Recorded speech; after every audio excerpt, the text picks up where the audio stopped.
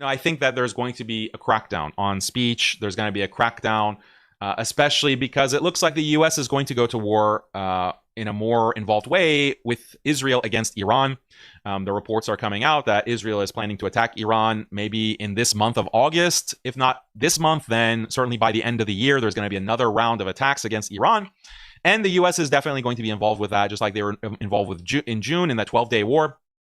And they're anticipating a lot of protests. They're anticipating, because if this is a more involved engagement and more involved investment by the U.S. in this war against Iran, the American public is going to be very opposed to that. It's going to be very popular. There's going to be protests. And you can see Trump now setting the stage, like putting in place the legal mechanisms and the executive mechanisms that will be able to crack down on any type of protest or public outcry against this kind of war.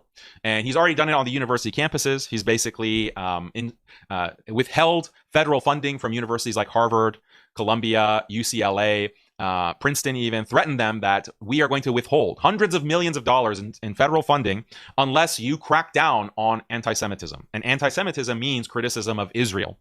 So that has frozen speech on these campuses, because now the administrations cannot allow there to be a campus protest against Israel at Harvard or at Columbia or these other major universities in the country. That's step one. Step two, Trump is now deploying these kinds of rapid action units. I forgot the exact label that they have applied to this, basically the National Guard, being stationed in different major cities, starting with Washington, D.C., but ultimately being in places like New York, Los Angeles, Chicago, and elsewhere, to be able to crack down on any kind of civil unrest. And what is that going to be used for? I think it's pretty obvious that that's going to be used for any kind of anti-Israel protest, because it's anti-Semitism. No longer, Trump is basically saying that we cannot rely on local or state governments to crack down. We have to make it a federal issue. We have to make it a federal issue to protect these cities from protesters. And what is the main agenda that Trump is going to try to enforce? It's going to be an Israeli or Zionist agenda. So any type of assembly, protest, they're really working hard to crack down on that in the United States. The UK similarly, where the past year or 2 years, almost 2 years now, we've seen a major protests happening in Western cities. And this has been a PR disaster for Israel, because Israel is going to be ramping up its ethnic cleansing campaign to remove the Palestinians from Gaza. The surviving Palestinians, which are maybe 1.6 million, are going to be removed from Gaza.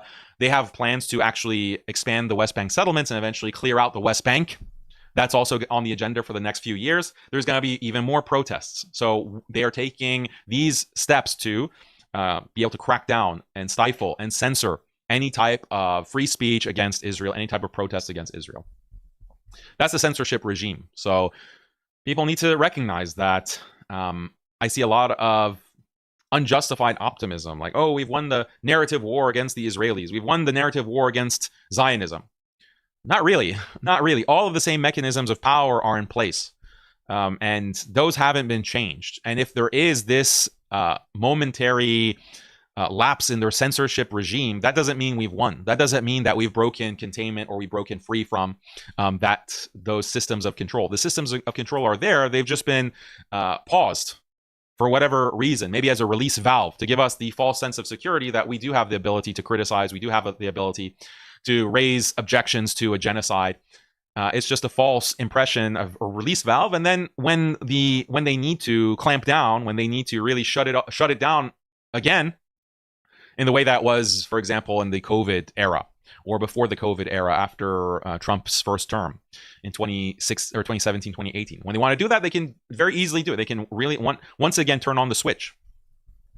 That hasn't been changed. Like those mechanisms haven't actually been altered in our favor. So how can you be optimistic?